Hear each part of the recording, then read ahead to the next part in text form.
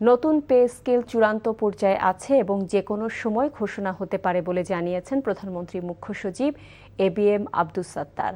গত 11 বছর pay scale না হয় 18 লাখ সরকারি কর্মকর্তা কর্মচারী মুদ্রাস্ফীতির চাপে আছে বলেও মত দেন তিনি। মেইন চ্যানেল হল যে অর্থনীতি ব্যাংক লুটপাট হয়েছে, লক্ষ লক্ষ কোটি টাকা পাচার করা হয়েছে এবং আমরা বেসরকারি খাতকে ব্যাংক থেকে সাপোর্ট দিতে পারছি না। সব কিছুর জন্যই দায়ী হলো বিগত সরকারগুলো। এখন সেই জায়গা থেকে বেরিয়ে আসতে তো সময় দিতে হবে। পে স্কেল তো বিবেচনাধীন আছে এবং গভর্নমেন্টের কমিটমেন্ট আছে, এটা আমরা বাস্তবায়ন করব এবং এটা চূড়ান্ত পর্যায়ে আছে, যে কোনো মুহূর্তে পে স্কেল ঘোষণা হতে পারে।